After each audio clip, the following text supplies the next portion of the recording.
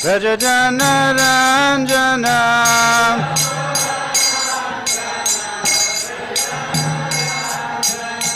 Yashodanandana Vrajajana Ranjana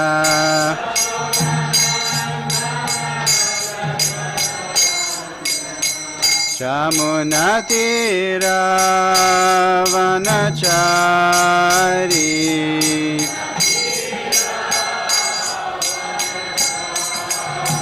Chamunatira Vanachari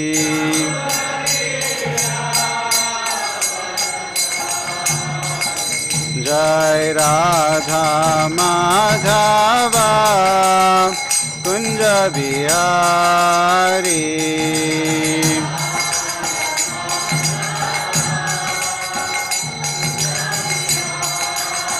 Jaya Radha Madhava Kunja Bihari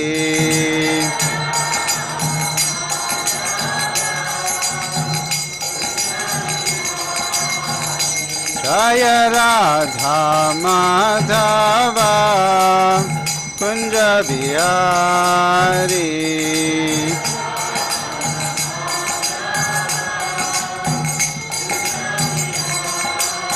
Jaya Radha Madhava Radha Madhava Radhe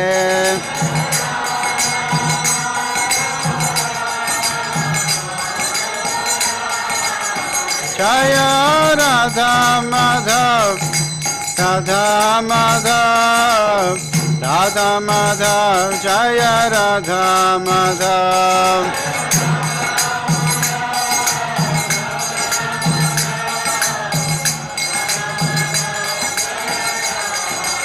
Jaya Panchatattva Panchatattva Panchatattva Jaya Panchatattva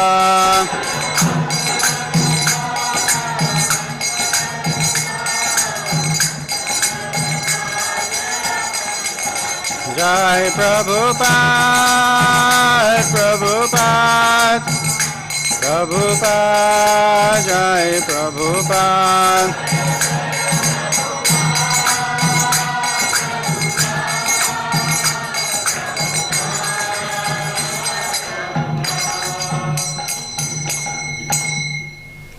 Jai Om Vishnupad Paramahamsa Parivrajikacharya Stotra Sata Shri Srimad His Divine Grace Shri A.C. Bhaktivinoda Swami Shri Prabhupada Ki Swami Gaura Bhakta Vrinda Ki Gandharaj Srimad Bhagavatam Ki Gaura Premanandi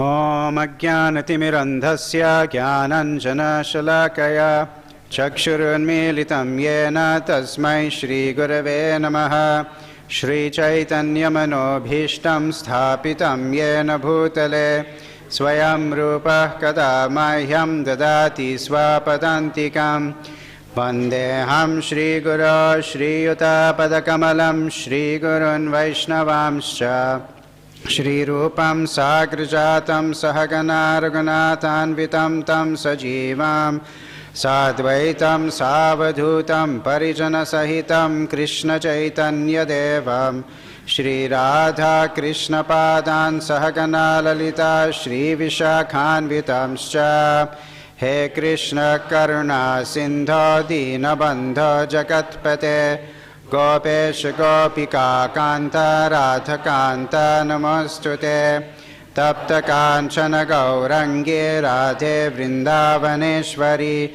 Vrishabhanu Sute Devi Pranamami Hari Priye Vansha Kalpatarubhyascha Yaevacha Patitanam Pavanebhyo Vaishnavebhyo Namo Namaha Jai Shri Krishna Chaitanya Prabhu Nityananda Shri Advaita Katadhara Srivasari Gaura Bhakta Vrinda Hare Krishna Krishna Krishna Hare Hare Hare Rama Rama Rama Hare Hare.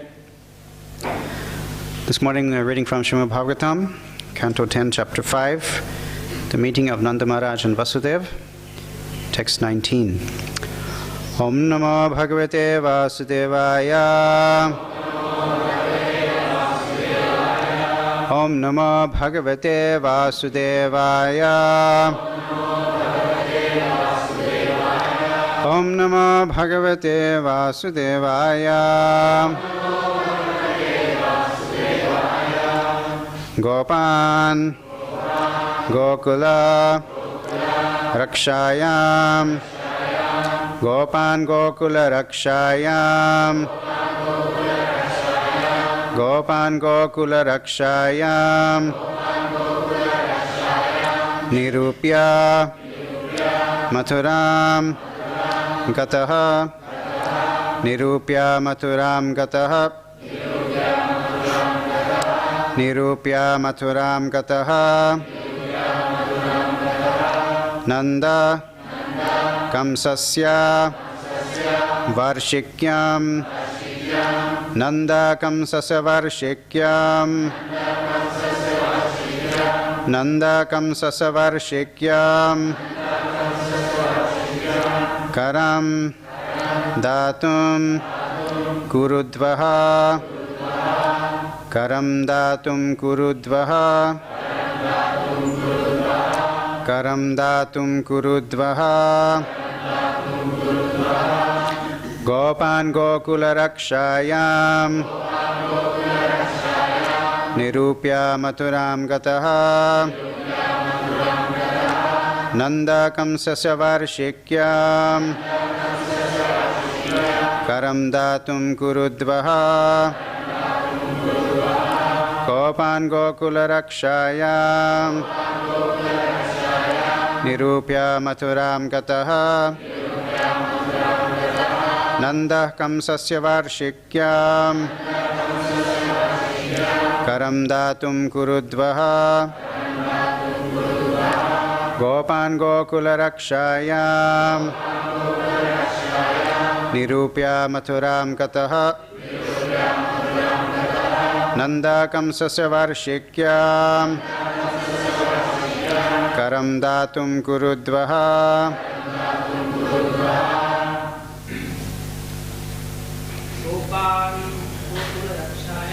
Gopan Gokula Rakshayam. Nirupya Mathuram Gataha. Nanda Kamsasya Varshikyam. Karam Datum Kurudvaha. Gopan Gokula Rakshayam. Nirupya Mathuram Gataha.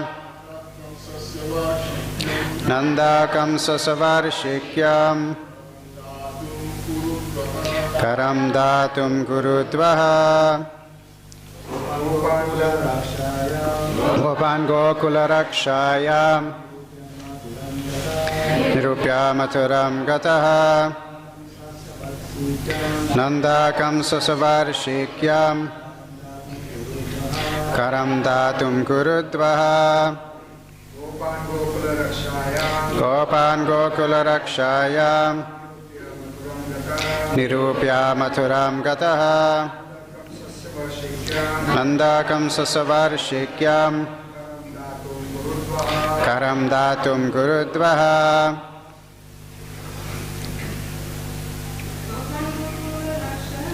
Gopan Gokula Rakshayam. Nirupya Mathuram Gataha.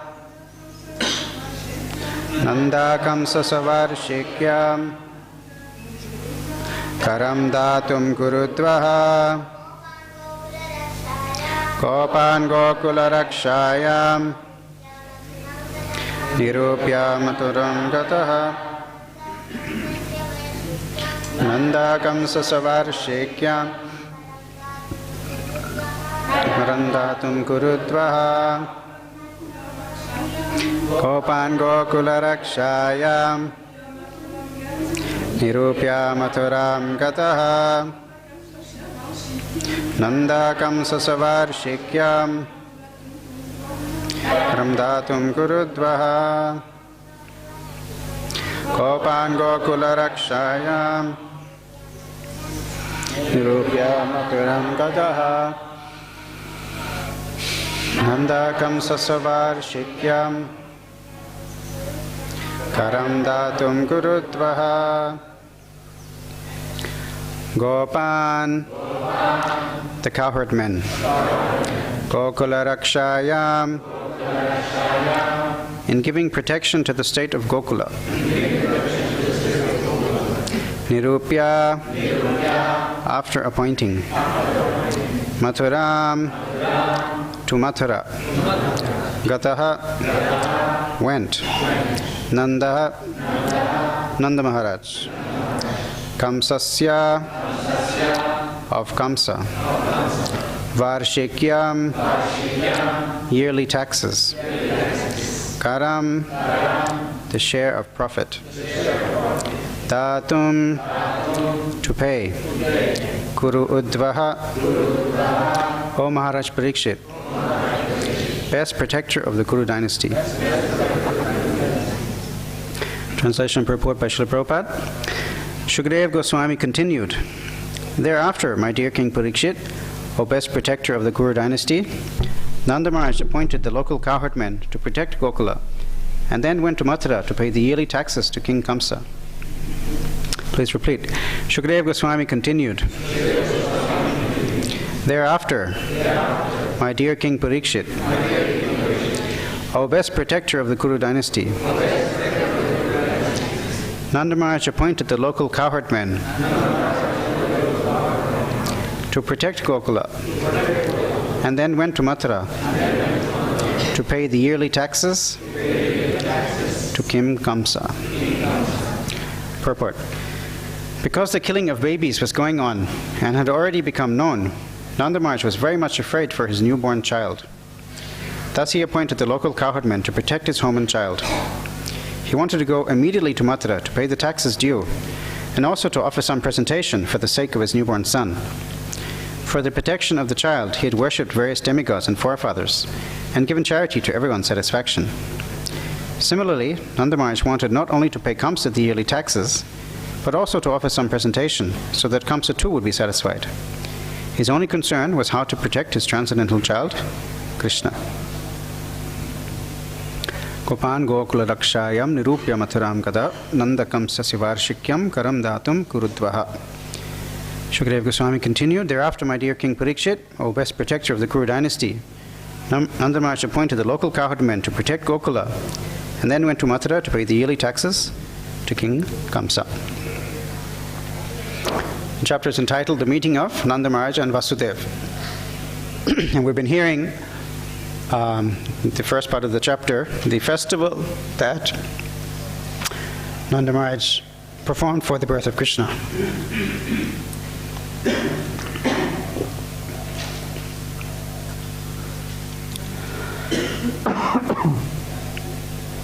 So there are two aspects of the festival. It's called the Jata Karma. Jata Karma means the birth ceremony. So what we've been reading about in these previous verses is the celebration aspect, how the Gopas and Gopis came together and threw various auspicious substances on each other. There was singing, dancing, recitation, etc. And lots of charity given by Nanda Maharaj. And there's also a ritual aspect of the Jata Karma ceremony, which was been described by Gopal Bhatta Goswami in his Satkriya Saradipika. So sometimes when devotees hear about samskaras, there's some negative reaction may come, thinking it's very complicated and very ritualistic and not necessary. But actually this Jata Karma ceremony is very simple. And not just here in Krishna's appearance, but also elsewhere in Bhagavatam. We hear how when great personalities are born, like Maharaj Parikshit himself and Lord Vamanadev, the ceremony was performed. So what exactly is the Jata Karma ceremony? So I just thought I'd briefly discuss that, because it's not directly covered in the verses. So Jatakarma ceremony is performed right when the child is born, even before the umbilical cord is cut. In fact, the first mantra is Ma krintatas tanyam jamadatta. Ma nabhi krintatas tanyam jamadatta. The father is giving the instruction, don't cut the cord, don't feed the child yet. So generally the practice, when, especially in hospitals, when a baby is born, is the nurse or the doctor will immediately cut the umbilical cord and separate the child from the mother. But actually, the order in the samskara is to don't cut right away. And there's a very scientific reason for that. And just now, after so many years, the scientists also are starting to realize the benefits of keeping the umbilical cord connected to the child for a few minutes at least. You can look it up. But actually, there are very many important nutrients that are still being transferred to the child even after birth, because he or she is still connected to the mother. So that substances inside that umbilical cord, they're still being transmitted to the child, and they're very powerful, nutritious fluids that are entering into the child for the health and benefit of the child. So rather than just cutting it off and wasting that, it's better to leave it for a few minutes. And it's actually very perfectly arranged, because the samskara is very short. It's only a few minutes long. So by the time you finish the ritual, then you can cut the cord. And the last mantra is, now you can cut the cord, now you can feed the child. So now actually you can do this step, there's this cord banking. People actually take the substances inside that umbilical cord and they freeze it and they use it for medical research. There's actually a whole kind of business going around this. But it's so much better if the child can directly get those nutrients, and that'll keep them strong and healthy in the future. So before cutting the cord, then there are a few mantras to chant, and there's a couple of auspicious substances, ground barley and ghee, a couple of mantras that are chanted and placed with a golden spoon on the tongue of the child. And the other name for the Jata Karma is Metta Yagya. So the mantras are praying to the Lord to please grant intelligence to the child, especially spiritual intelligence. So it's a very simple ceremony, just a few minutes in duration, a few mantras and a couple of little items to prepare and to place on the tongue of the child. And you're praying to the Lord for intelligence and long life and health for your child. So it's a very simple, easy ceremony to perform, and gives great benefit spiritually and physically and intellectually for the child. So that's the ritual aspect of Jata Karma. And then, of course, there's a festive aspect which was covered in these verses. How Nanda Maharaj was in so much ecstasy, he was simply distributing wealth, in huge quantities, satisfying everyone. All the inhabitants of Gokul were so happy. Nanda Maharaj was not a young man, already middle-aged, so far had no children, and therefore it was a cause of great celebration for all his citizens, to even in ordinary situations when the king has a child, that means that the dynasty will be continued. There's always a big anxiety if the king's not able to have a son, especially. And we see throughout Bhagavatam stories like Maharaj Chitraketu when he wasn't able to have a son, or Maharaj Dashrath in Ramayana was very anxious to have a son to continue the dynasty, the kingly dynasty. So it's a matter of great rejoicing for the Vrajavasis when Krishna was born. So today's verse is transitioning into the next Leela, where Nanda Maharaj is going to go to Mathura and pay taxes, and especially he's going to meet Vasudev. And the meeting of Nanda Maharaj and Vasudev is the title of the chapter. And they'll have some discussion, and Vasudev will warn Nanda Maharaj that you should better get home soon. I think there's some inauspicious things going to happen. And I actually already mentioned in the first line of the purport that the killing of the babies had already started. So we know in the previous chapter how Kamsa's advisors had told him, we have to make sure that the child born to kill you is finished as soon as possible. So he's sending out his demons, especially Putana, to go and kill all the newborn children. So this news has already spread, and Nanda Maharaj has already heard about it, that babies are dying. Bad news travels very fast. Actually, we had a similar situation here in Mayapur a few years back. Some of you may remember there was rumors, not rumors, actually it was a fact, that there's some children, local children, were being kidnapped and harvested for their organs It happened across the river in Surabganj somewhere. Kids are coming home from school, and some van pulls up and pushes them in, and the next thing they find their bodies in the jungle somewhere, and they've taken out their organs for, sale on the black market. So this kind of horrible news travels very fast, and in Gokul also, in that area, some babies must have already been murdered, and therefore Nanda Maharaj was anxious to protect Krishna. So at the same time, he had to pay his taxes, so he didn't want to delay that either. He wanted to quickly go, pay his taxes, do some further pujas to protect his son, and he was careful to instruct his ministers or his fellow Gopas to protect Gokul, protect Krishna in his absence. So his only, as Prabhupada says in the purport, his only concern was how to protect his transcendental child, Krishna. So he thought he can do that by doing puja, by offering presentations to the king. Little did he know that actually the source of the killing of the babies was Kamsa. That wasn't known. Why the babies are dying it was a secret, but actually it was all Kamsa's plan. So Nanda Maharaj, not knowing that, he wants to satisfy Kamsa. If the king is satisfied, then the citizens will be protected further. That's the general understanding. So in any case, Nanda Maharaj's purpose was to protect Krishna, not knowing that Krishna is protecting everyone, every moment. So it's also interesting to note that he wanted to pay his taxes get the taxes paid out of the way. Varshikyam is the annual tax. So often, the tendency is to pay your dues at the last minute. There's always a due date, and many people, they try to stretch their finances and not pay their taxes, not pay their bills till the last moment. And in this way, not even necessarily pay the full bill. Credit card debt is a very big problem in Western countries. Probably in India it's also starting. Just in America alone, the credit card debt is $1 trillion. $1 trillion people owe on their credit cards. That's not including mortgages and student loans and all the other kinds of loans and debts that people have. So actually they're kind of trained to be irresponsible financially and get in the cycle of debt and increasing debt and paying interest. After the financial crash, then I guess it was the government regulators, they said you have to explain to people, you have to be very clear that if you don't pay your full debt, then you get paid interest. So now in the credit card statements, they actually list, if you pay the minimum amount, you're going to end up paying 3 times more, 4 times more down the road. So they're actually trying to educate people to pay their debts off. Otherwise, the whole world is overburdened with debt. $1 trillion of debt just in the US on credit cards.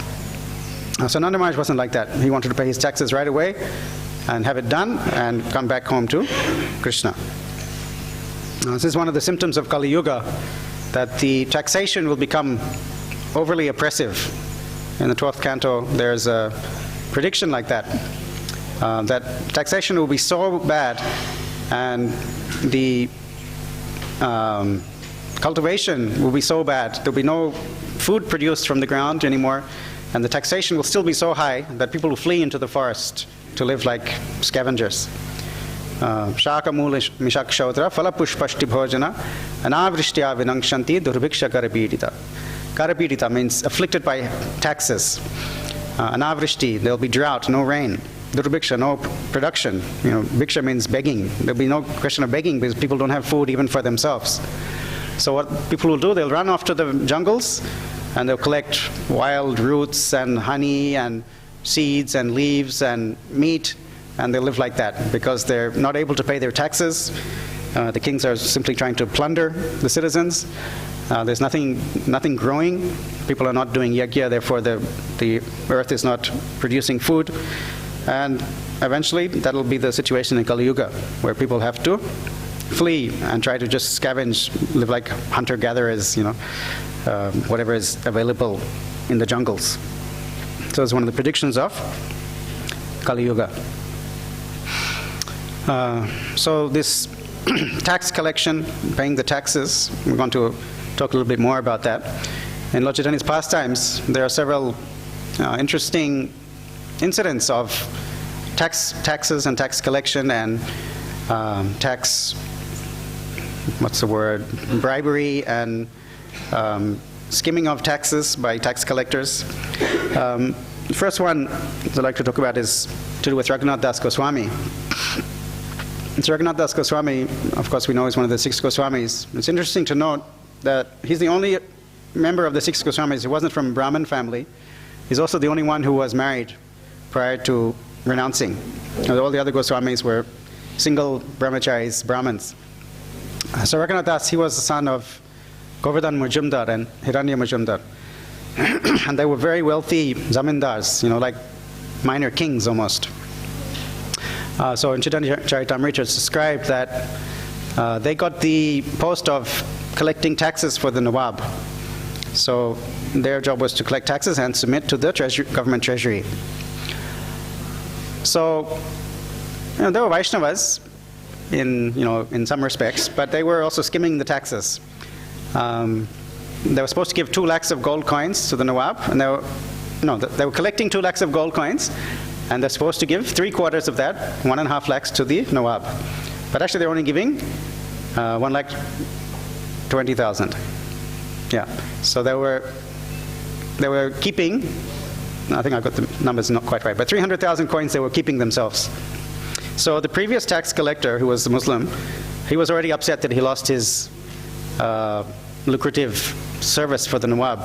So he was trying to get back at Govardhan and Hiranya. So he found out that they were actually keeping 300,000 coins for themselves, on top of their 500,000, which they were allowed to keep. So then he complained to the government, and they came to arrest Hiranya and Govardhan. So they happened to not be at home, so who was at home was Raghunath. So they arrested Raghunath and imprisoned him. So every day this previous tax collector was threatening him. He wanted to beat him, and he said, "You have to bring your uncle and father here. They're cheating the government. I'm going to beat you. I'm going to torture you." But Raghunath Das Goswami was so saintly and so beautiful and gentle that he couldn't actually physically beat him. And he was also scared that they're actually very powerful people. If I beat, Raghunath, I'll probably get in trouble later. So he was hesitating what to do, but he imprisoned him, basically. And so eventually Raghunath Das Goswami, he used his diplomacy to get out of the situation. So he started to praise that previous tax collector. He said, "You're just like my uncle, my father, my uncle, and you're all brothers. And sometimes brothers fight, sometimes brothers make up, sometimes brothers quarrel. Today you're quarreling, tomorrow you'll all be friends again. I'm also like your son. You shouldn't torture me like this. You should maintain me and look after me. Everything will be okay." So with his very diplomatic speech, he actually changed the heart of the tax collector. And he started crying. It says in Chaitanya Charitamrita, his tears were gliding down his beard. I even called him, "Tumi Jinda Pira Prai." Jinda Pir means like a living saint, right? It's very interesting, the same word Sanatana Goswami used when he was trying to get out of the prison. He called the warden, "You're a Jinda Pir, a living saint." So normally saints are recognized after their death.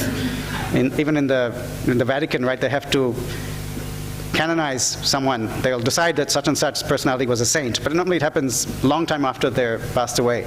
But he's a Jinda Pir, means he's a living saint. So he's glorifying the taxman like that. So he was very moved by Raghunath's speech, and he said, "Okay, your father and uncle, they're taking all this extra money for themselves. They should also consider me. Why are they not considering me?" So Raghunath said, yeah, we'll work something out, don't worry. So they all went back home. They had a meeting, Govardhan, Hiranya, Raghunath, and the previous tax collector. And it doesn't say exactly what happened, but they made some arrangement. So you can imagine that they decided, okay, we'll split some with you. And everyone was happy. So, of course, we know how Raghunath Das Goswami later was able to leave his family situation and join Lord Chaitanya. So when Lord Chaitanya met him, he called Raghunath's father and uncle, an interesting term, he called them Vaishnavera Prai. Your uncle and father are almost Vaishnavas.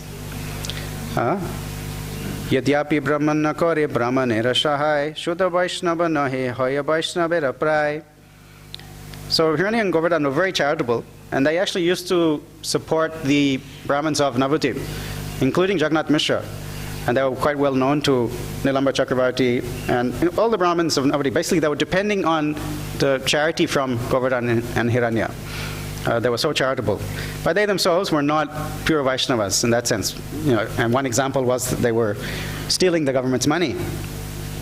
But still, Lord Chaitanya appreciated.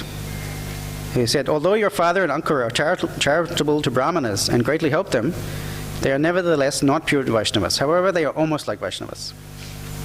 So, also we know the other instance where Gopal Chakravarti, he was one of the employees of Hiranya and Govardhan. He was also deputed by them to collect taxes. He's the one who insulted Haridas Thakur in the assembly when Haridas Thakur was speaking on the glories of the holy name. Gopal Chakravarti objected, and he was very offensive to Haridas Thakur. He threatened to cut off his nose, saying, if your statements about the glories of the holy name are incorrect, then I'll cut off your nose. And Haridas said, don't worry, if they're not correct, I'll cut off my own nose. So there was a big uproar in the assembly that Haridas Thakur had been offended, and Govardhan and Hiranya, they immediately dismissed Gopal from their service. They fired him on the spot, and because of his offense, in a few days, he got leprosy, and his beautiful nose and his fingers, they all started to melt off. So he was also engaged in this tax collection business.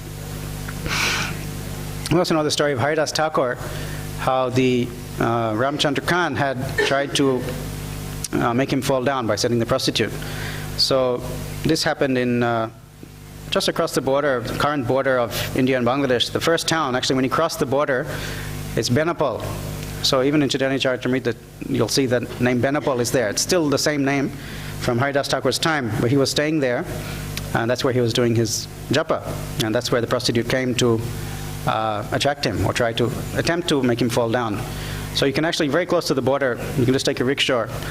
Devotees sometimes go to Bangladesh border to renew their visas or to leave India after their stipulated time. So you can just take a rickshaw from the border checkpost right to that temple. There's actually a very nice little ashram there. They even have a deity of Lakshmi Hira, who was that's the name of the prostitute, who became a Vaishnavi, and a little temple there and ashram. It's a nice place, holy place to visit, where Haridas Thakur had been staying. Then on the Indian side of the border, the town is Haridaspur. So Haridas Thakur also was staying there for some time. And actually, when you go to the immigration, they stamp your passport, Haridaspur, exit. That's really nice to have the name of the Lord inside your passport. So anyway, Ramchandra Khan, he was the one who was trying to make Haridas Thakur fall down. So later on, the Chaitanya Charitamrita describes what happened to Ramchandra Khan because of his offenses. So he wasn't just offensive to Haridas, he also made very great offenses to Lord Nityananda.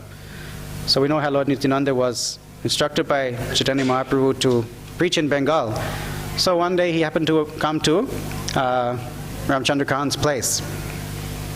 And Prabhupada describes how in those days the rich Hindu men, they had like a pandal, a mandap outside their house for worship of Durga mandap. So Nityananda Prabhu happened to come there, and he sat down in the Durga mandap of Ramchandra Khan, and there were many devotees along with Nityananda Prabhu. So Ramchandra Khan was inside. He understood that Nityananda Prabhu has come. So you can just imagine if Nityananda Prabhu comes to our house, or just appears, how much ecstasy would be in. But Ramchandra Khan, because of his offensive mentality, he couldn't appreciate that. So he sent his servant with a message. And the servant said, "Oh, my dear sir, Nityananda, Ramchandra Khan has sent me to accommodate you in some common man's house. Maybe you can go to some Gosha's house, some Gopa's house, a cowherd man's house, because they have a big shed for their cows. There's enough space for you there. Here, there's not enough space because you have so many people with you." So it's very rude and unwelcoming to Nityananda Prabhu. And Nityananda Prabhu also reciprocated like that. He said, "Oh yes, you're absolutely right." He got up and left. He said, "This place is not fit for me. It's only fit for cow-killing meat-eaters." And in an angry mood, Nityananda Prabhu left. So Ramchandra Khan wasn't done. He was still upset. And so he told his servant, he can just see the level of offenses he was doing. He told his servant, dig up the area where Nityananda Prabhu was sitting and throw away that dirt, which has been contaminated by Lord Nityananda's presence, and put cow dung and purify the place. Just imagine the level of aparadh he has in his mind.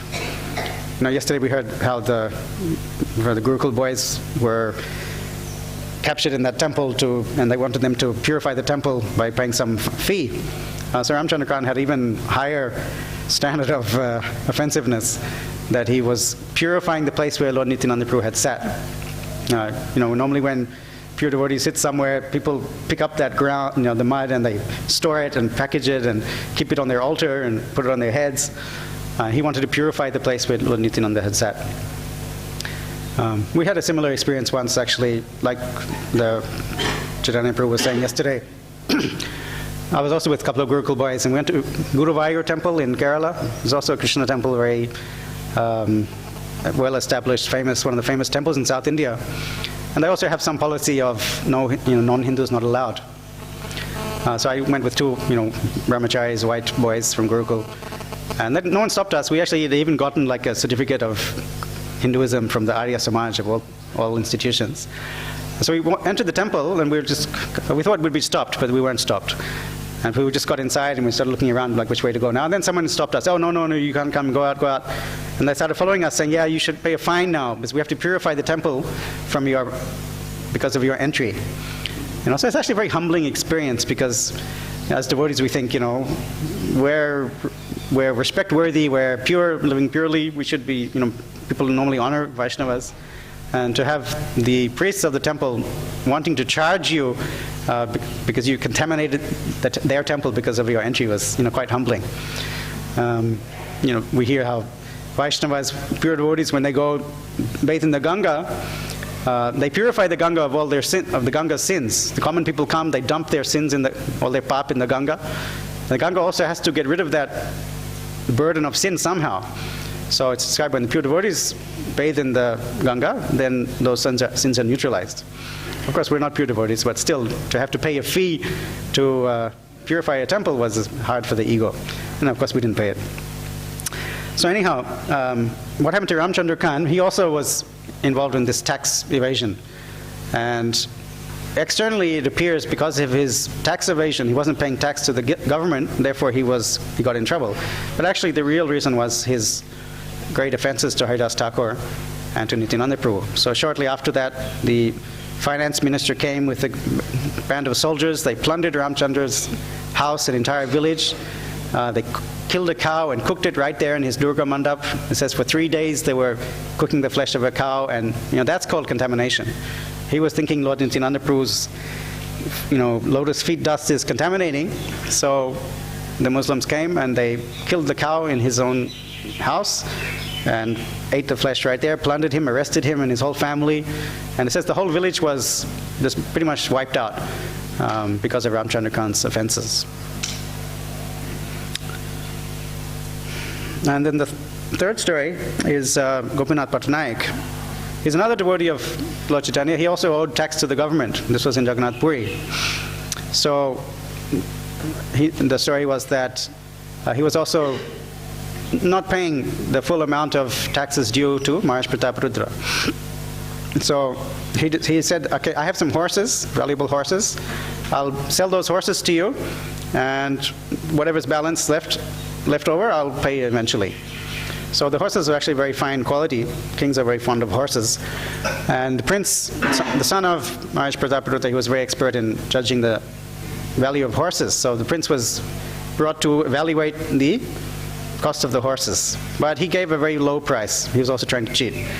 And Gopinath Patnaik got upset that, what is this? My horses are so nice and you're giving such a low price. My horses don't shake their necks and look up into the sky. So the prince had some idiosyncrasy. He would like, some twitch in his neck or something. He would do this motion. So Gopinath was mocking the prince, saying that my horses don't do that. Why are you giving them such a low value? So the prince became very upset. He told the king that Gopinath is not paying the money. We should punish him. King said, yeah, do what you need to get the money, that's fine. So he prepared to execute Gopinath Patnaik. And there's some device they had created for this purpose, some platform. And there's a pit underneath with swords sticking upright. And they throw the person from the platform onto the swords. So when this was going on, 4 or 5 times messengers came to Chaitanya Mahaprabhu to beg his intervention. Said, oh, your devotee Gopinath is about to be executed. Please save him. He's your devotee. This won't be good. And Chaitanya Mahaprabhu was very casual about it. He said, no, this is not my business. I'm a sannyasi. Why should I get involved in the activities of materialistic people? If he's squandering the king's money, the king has a right to recover that money. Don't bother me. If you bother me too much, I'm just going to go away. So 4 or 5 times people were coming to beg Chaitanya Mahaprabhu. He said, I'm not going to go to the king and beg this money. It's not my business. Pray to Lord Jagannath. He can help Gopinath. So eventually what happened, one of the king's officers understood what was happening. He was also a devotee of the Lord. So he went and reported to the king that actually the prince is about to execute Gopinath. So the king said, no, I didn't want him to be executed. We just want the money. Go and stop this. So in that way Gopinath was saved. And later on, Chaitanya Mahaprabhu, he had a meeting with Gopinath and his whole family. Gopinath was the son of Bhavananda Rai. There are 5 brothers, and they're considered the incarnations of the Pandavas, including Ramananda Rai, Vaninath Rai, Gopinath Patanaik. Their father was Bhavananda Rai. So they had a meeting with Chaitanya Mahaprabhu. And it's interesting, he said that, don't squander the property of the king. Lord Jagannath has saved you today, but you shouldn't do this again. You shouldn't squander the property of the king. And he even said that the revenue of the government is more sacred than the property of a Brahmana. That's quite an interesting statement. One who misappropriates the government's money, and uses it to enjoy sense gratification is most sinful. Pramasya adhika ei hoy rajadhan, taha hari bhoga kore mahapapijan. It's most sinful. Even more than the property of a Brahmana. So that's quite an interesting point. He said if you have any excess income, use that for dharmic activities. Don't use it for sense gratification. So Prabhupada also, he likens the spiritual master to a tax collector. That the guru, he collects worship on behalf of Krishna, but he can't take that worship for himself. This is from a letter to Upendra. It says, just like a tax collector must collect for the treasury, not for himself. If he himself touches so much as a farthing, it would be unlawful. So I have no, Prabhupada is saying about himself, I have no right to accept service from any disciple, but on behalf of Krishna I can accept. So we've seen how even associates of Lord Chaitanya, by not paying their taxes fully, or by withholding tax from the government or skimming tax, they got into trouble. So Prabhupada also is saying that as a spiritual master, one cannot accept the worship on his own accord. The disciples are offering worship, offering gifts, offering money. So all of that has to be given to the parampara, given to Krishna. For the guru to be the bona fide representative, the transparent via medium. Transparent means you can see through. He's a medium for you to connect to the parampara and ultimately to Krishna. So in the same way, just as he cannot take anything for himself, the same way he also has to give the message of Krishna unadulteratedly. That's one of the prime qualifications of the spiritual master, is to repeat the message that he's heard from his guru without adding or subtracting anything, without changing the principles. Maybe some details can be adjusted sometimes, that's the prerogative of the acharya, but the message, the principles of devotional service have to be handed down in an unbroken manner. So in that sense, then the spiritual master is qualified. So this may seem like a very simple point, but actually, traditionally, scholars and pandits, they have to have some new theory. That's like their qualification, is that they can defeat other scholars, other sages, and prove their own point. In Navadip, we hear from, and when Lord Chaitanya was young, he was known as Nimai Pandit, and that was his job also. He was simply going around defeating the different scholars. And the different scholars would argue with each other, and the students of the scholars would argue with each other, and the whole Navadip was like one big debate hall, where everyone is trying to outsmart the other person by word jugglery, and twisting different meanings from the Shastras to prove their school of thought. So this is actually very common, and one is not considered a scholar if one cannot do this. And this is also mentioned by Yudhishthira Maharaj when he was questioned by Yamaraj in the form of a yaksha. We know the story from Mahabharata. The Pandavas had gone to drink water, and they were forbidden by a crane.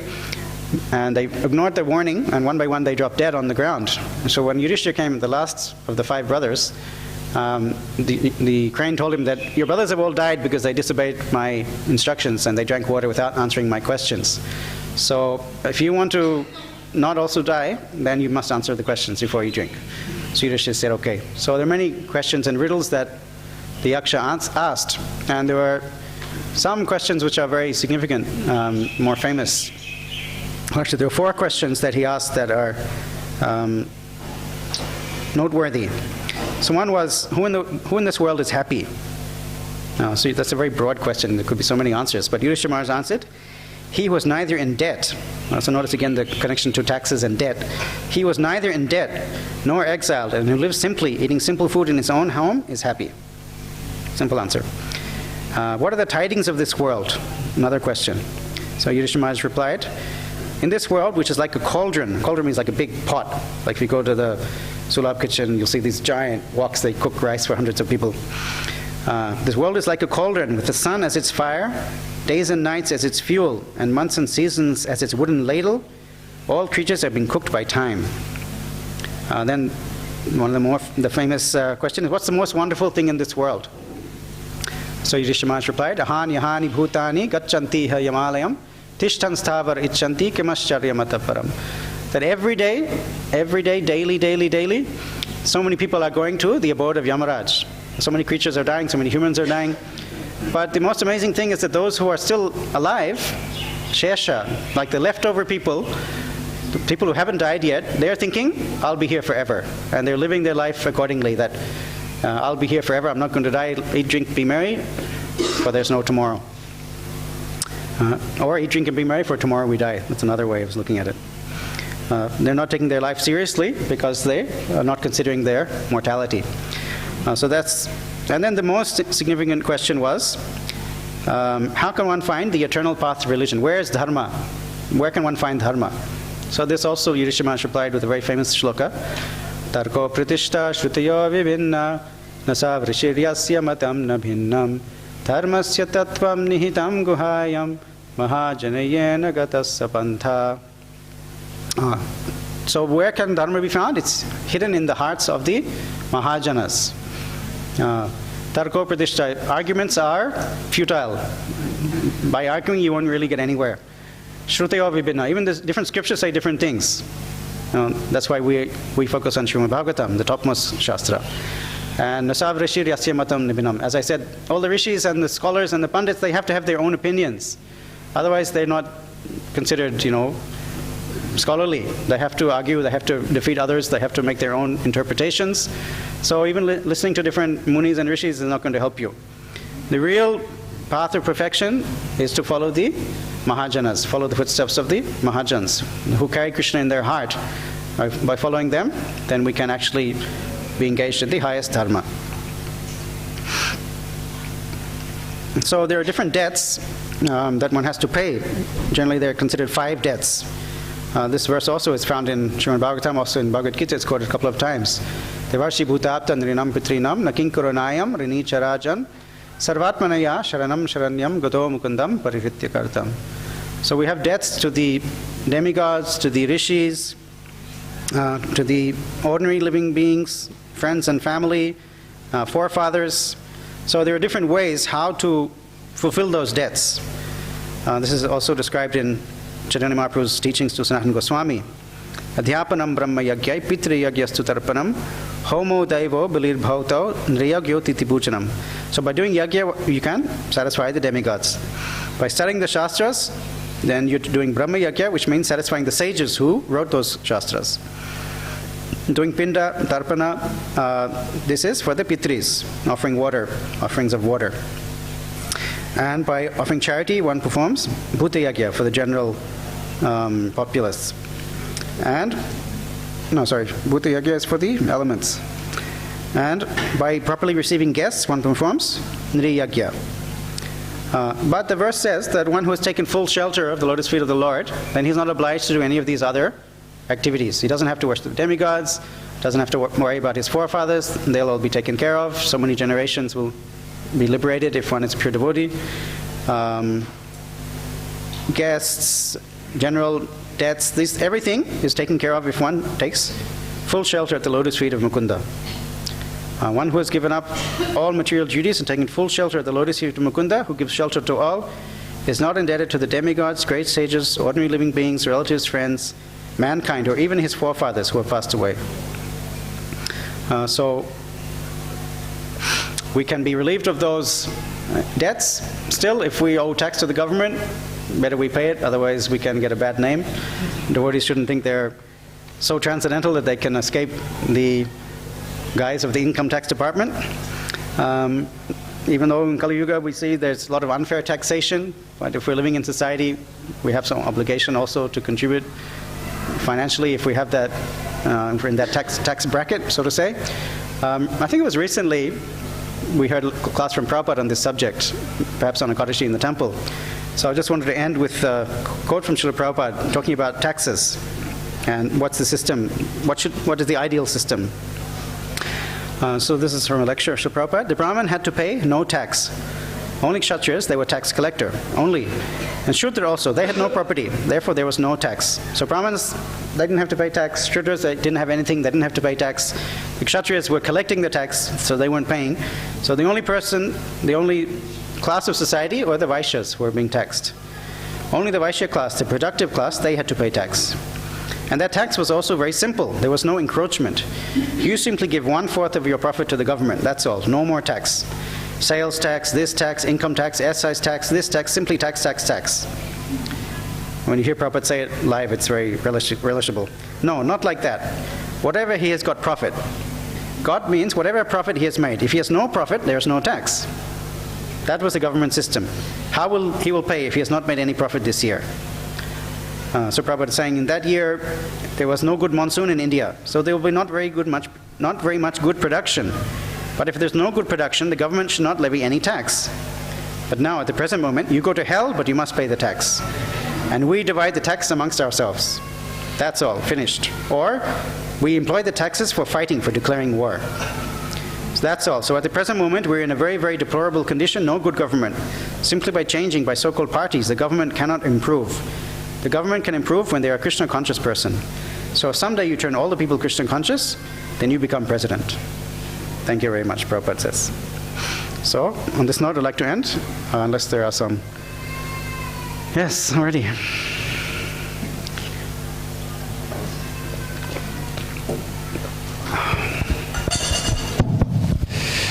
Sometimes there's a confusion which principle should be given higher priority, serving Krishna or the honesty. So sometimes when we purchase any item for the temple, any asset we purchase for the temple, so we try to sometimes avoid taxes by accepting unauthorized bill, which doesn't appear in the eyes of government. So by that way we try to save money for Krishna also, but we break the principle of honesty. So we should be given the higher priority.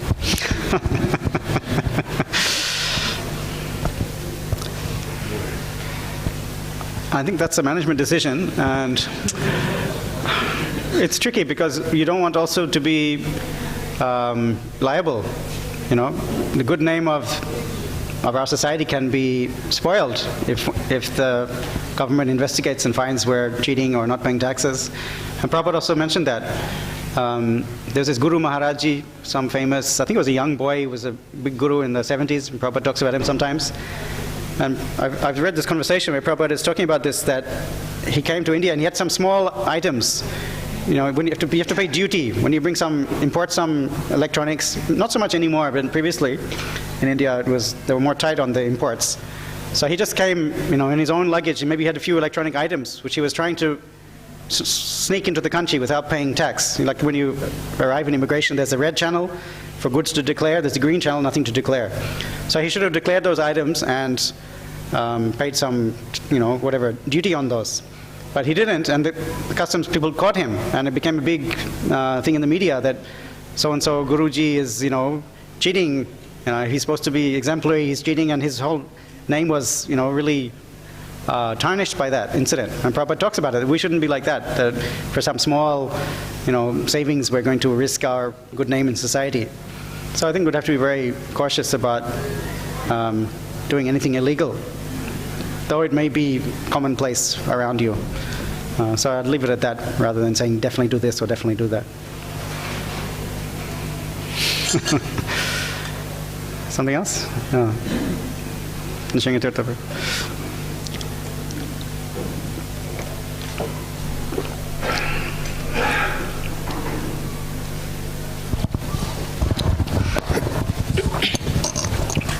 Hare Krishna, Prabhu. During the class, you were talking about Nanda Maharaj's jubilation, the fact that he got Krishna as a child, and he spoke about the kind of sorrow and distress sometimes a father can go through not having a child. I was wondering if you could speak a bit more about what are the different factors that make this happen, like why would someone, after trying for a child for so many years, not be able to get one? And also, if you could maybe elaborate as to what determines even the gender of the child, for example, just different things around that. It's a big subject, and we discuss all this in our Samskaras course in a couple of weeks. You're welcome to join in Mayapur Academy. I guess as devotees, we would see it as to have a child in Krishna consciousness as a grihastha is mercy of the Lord. And we see in Shastra many times that the couples, they go and do tapasya for thousands of years even Vasudeva and Devaki, you talked about in previous chapters, how they were doing austerities to get a special child. So, of course, genetically, or the act of intercourse is what creates pregnancy. And every day we see, there are every day tens of thousands of children are being born. So that's the physical aspect. But having a quality child, that depends on the consciousness of the parents. So therefore, there are different ceremonies to purify the mind of the mother and father. There's the Garbhadhan Samskara, which is, particularly to attract a pious soul to the family. Yes, there are also certain dates to perform that samskara, which are, some are better for having a boy, some are better for having a girl. So you can choose, depending which gender of child you want to have, there's an auspicious day for either gender. And ultimately, we have to depend on the mercy of the Lord, what kind of child we get, and whether the pregnancy happens or not, and if the child is actually carries to full term, and if the child is healthy and intelligent. There are so many different factors. So we perform our duties as grihastas, perform the samskaras in the proper way, and that's Krishna's system. It's given to us by our acharyas, and then we depend on him for the result. We hope that if we follow nicely, Krishna will be pleased, and he'll give opportunity for a devotee to take birth in our family.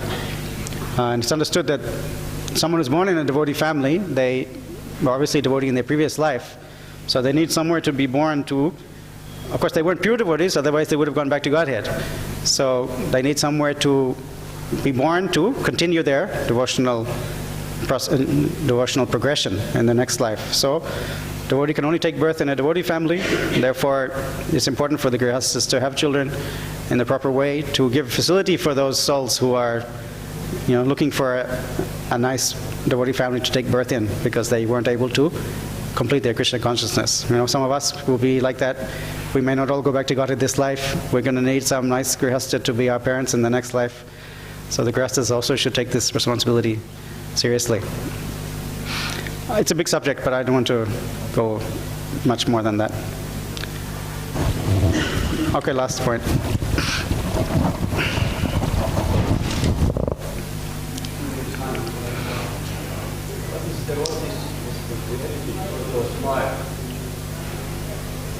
What's the devotee's responsibility towards those 5 agyas? Some devotees do some, like, for example, offer pinda to their disease. So it's, you said that you have to purely surrender, and then you're free. But yeah, so the verse says that one who has given up all material duties and taken full shelter at the lotus feet of Mukunda, who gives shelter to all. It's interesting, that word Mukunda, he's given liberation to everyone. So he's not indebted to the demigods, to the great sages, to the ordinary living beings, to the relatives, friends, mankind, or even his forefathers who have passed away. So if we're taking full shelter of Krishna, like your brahmachari in the ashram, it's not expected you have to go to Gaya and do pinda. You do your service. You're already fully engaged in the Lord's service, and you can be confident that Krishna will take care of your deceased forefathers. We don't worship demigods separately from Krishna. We worship the sages. We study Bhagavatam, we study the Shastras. That's one of the yagyas. We do study the Shastras. So like that, if we've taken full shelter, we're not performing these materialistic activities already. We're only performing spiritual activities, and we're not obliged to separately fulfill our obligations to the other, these other personalities, demigods or pitris and all. If we're not fully engaged in devotional service and we're kind of half-half, then you'll have to consider what to do. Generally, when a devotee passes away, like a family member, what do? We feed the Vaishnavas, right? We sponsor a feast and we ask for blessings of the Vaishnavas. So that's a nice way to offer the benefit of feeding the Vaishnavas to your deceased family member. Pleasing the Vaishnavas is very pleasing to the Lord. He says that he's even more pleased by service to the Vaishnavas than direct service to himself. So we can offer a feast for the Vaishnavas, serve them, give charity to the Vaishnavas, and offer those results to the forefathers. And that way we can give them spiritual benefit. Okay, I really should end here. It's after 9. Thank you very much. Grantaraj Srimad Bhagavatam ki, Srila Prabhupada ki, Gaur Premanandi.